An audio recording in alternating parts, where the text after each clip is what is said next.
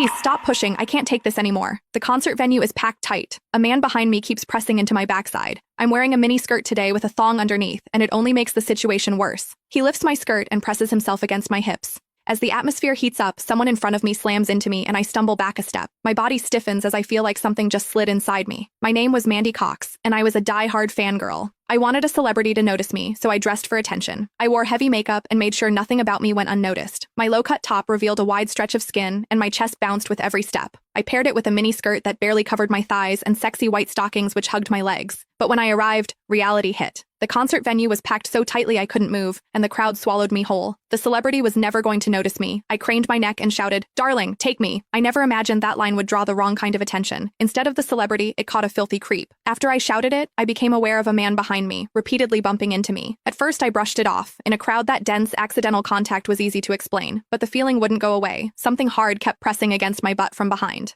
I assumed I'd accidentally backed into his hand where it rested behind me, so I turned and offered a polite apology. "Sorry, I didn't mean to bump into you." He paused, then flashed a leering smile and said, "It's okay, I don't mind." When I turned back toward the stage, I felt him press against me again, more deliberate than before. I kept my attention on the celebrity on stage and shut him out. The man became increasingly brazen, pulling up my skirt and pressing close against my backside. I had only a thong on underneath, which left my butt exposed. I felt his touch directly against my skin and assumed it was his finger. Only then did I realize something was wrong. The pressure was warm and solid in a way a finger could never be. My mind lurched as the truth hit me. In the 20 years of my life, this was the first time a man had ever molested me. Fear surged through me, sharp and overwhelming, and my body reacted with an instinct to flee. But there was no way to move. The concert floor was packed wall to wall, leaving me stuck where I stood. I drew myself tight, bracing as if tension alone could keep the fear out. As I did, my hips closed around the man's so-called finger, trapping it between my cheeks. An unfamiliar sensation followed, and warmth rose to my face. What confused me was that I didn't recoil from it. There was a muted comfort to it, and against my will, it sparked a faint sense of expectation. The man behind me seemed to take it as a signal.